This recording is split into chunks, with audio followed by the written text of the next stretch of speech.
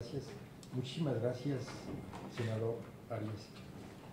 Desde luego que el proceso de selección es muy importante, yo creo que es vital, y tenemos que trabajar para perfeccionar los procesos de selección que creemos que pueden ser mejores, siempre se puede avanzar.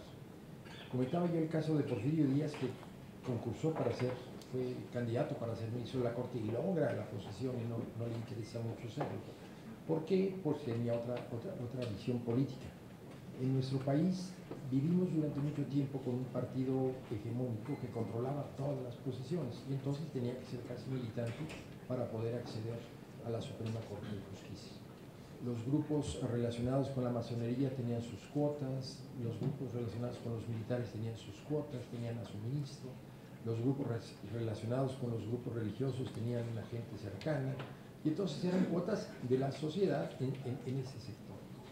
Nosotros teníamos un poder judicial totalmente distinto al que tenemos ahora, funcionaba con menos recursos, con un gran sacrificio.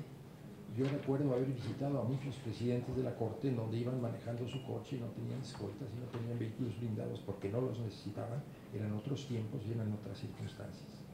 Usted señalaba el caso del ministro Rocha, amigo mío, extraordinario guanajuatense, una gente con la que conviví y muchas veces discutíamos. Él dejó la posición de ministro de la Corte para irse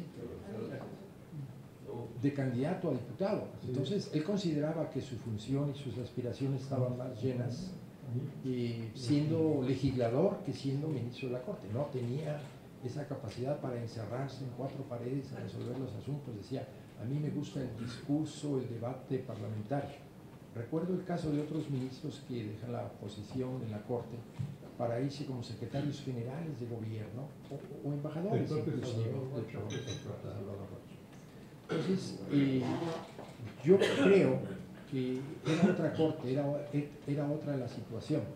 Sería impensable en esa época en donde había un solo partido que era el que controlaba todas las posiciones, toda la política de este país, que pusiera a ministros opositores. ¿Qué es lo que vemos nosotros ahora? Bueno, nos hemos especializado más y hemos reducido el número de ministros a menos de la mitad de lo que había hace algunos años, y tenemos que ver y ser más claros y transparentes en los procesos de designación. Pero algo que se nos ha olvidado fundamentalmente es la rendición de cuentas. ¿Qué tanto la persona que designamos está cumpliendo con una posición?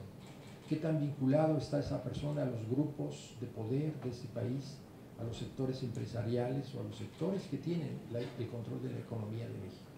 ¿Qué tanta vinculación tienen con esos grupos que en un momento dado tienen un cabildeo que afecta a toda la sociedad mexicana?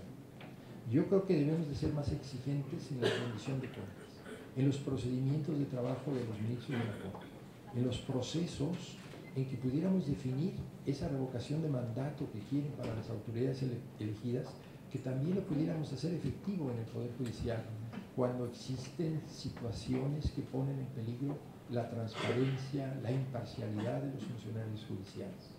Entonces, tenemos que repensar esta idea que se toma del proceso de selección de los ministros alemanes, en donde le dejan a la parte académica la revisión, el examen, el conocimiento de su desarrollo, y un elemento muy importante es la formación. Si una persona sale de un despacho para incorporarse a la Suprema Corte de Justicia, existe por lo menos a los ojos de la sociedad la sospecha de que ese despacho está impulsando a alguien que le va a ayudar a arreglar sus problemas. La transparencia en este proceso de selección nos permite estar de frente a la nación para poder manifestar nuestras inquietudes. Como usted dice, no habemos ciudadanos puros, lo que habemos son gentes que tenemos una simpatía por algún grupo político, pero muy diferente es de la militancia inmediata a la posición dentro del Poder Judicial. No podemos negar que podemos pasar de uno a otro partido, de un grupo político a otro grupo político, y lograr en cierta medida dar a conocer nuestras posiciones. Yo veo muy diferente, y lo vería bastante mal, y creo que todos compartiríamos esta posición, en que no hubiera esa restricción a la militancia inmediata. ¿Por qué? Porque pasarían de un partido político a una posición mucho más cómoda, mucho mejor remunerada.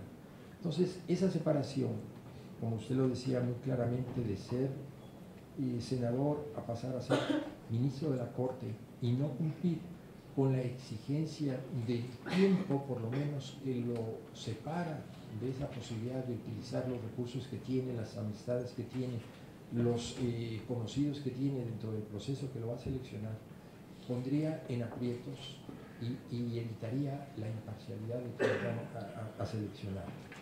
Yo creo que esas cuotas partidistas tendrán que acabarse porque por simpatías o no simpatías lo que debemos de buscar es tener un mejor poder judicial. Por eso los procesos de selección que se hacen dentro del Poder Judicial Federal para los jueces de distrito, para los magistrados unitarios, para los magistrados de los tribunales colegiados, es un proceso interno en donde ya no forma parte el Senado de la República, pero en cierta medida nosotros vemos que esos procesos de selección son muy importantes. Los candidatos hablan de un proceso importante. La opinión de la Ley de Remuneración de Servidores Públicos del Poder Judicial. Cualquiera que esté vinculado a cualquier religión en términos generales, nosotros sabemos que lo más difícil es decir cuál es el salario justo. Ese salario justo podría provenir de un estudio en donde se dijera, tú con esta calidad, con esta capacidad, con este conocimiento puedes adquirir un determinado salario. Uno de sus compañeros magistrados me decía, es que tú vas a ser el primer magistrado, si es que llegas, que ganará menos que el presidente de la República. Y yo le decía, yo creo que la función es tan honrosa que no me preocuparía ganar menos que el presidente de la República. Con lo cual le di respuesta a una inquietud que tenía, que pensaba este amigo, que por el solo hecho de poder acceder a una posición de ese tipo, lo único que estamos buscando. ¿Qué es lo que tenemos que hacer también? Tendríamos que diferenciar el salario de los ministros inclusive. No es lo mismo un ministro que lleva 10 años que un ministro que acaba de entrar. Tendríamos que hacer lo mismo que se hace en la Universidad Nacional, que a los catedráticos por la antigüedad reciben una remuneración distinta porque se supone que son mucho mejores.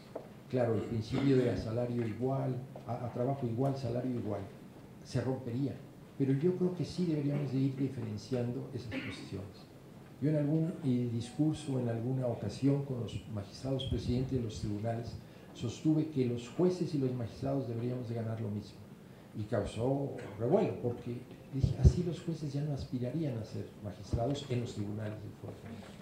Y también esa diferencia que existe entre un magistrado del Poder Judicial Federal y un magistrado del Foro Común es desastrosa.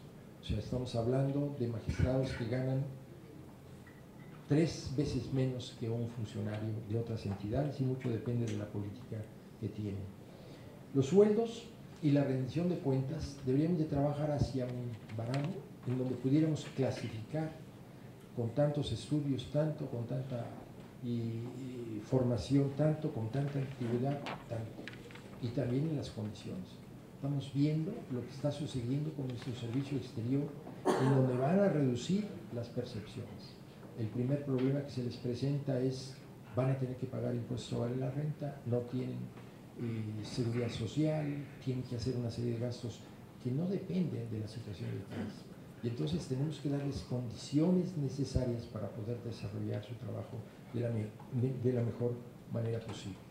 Yo los invito y le pediría al señor presidente a que hiciéramos algún acercamiento al Instituto de Investigaciones Jurídicas para que revisáramos cómo son los procesos de selección de los presidentes y de los magistrados y de las Cortes Supremas de América Latina. Hay estudios que yo trataré de hacérselos llegar.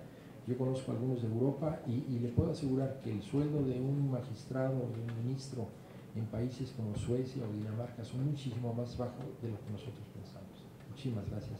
Gracias, doctor. Muchas gracias, doctor.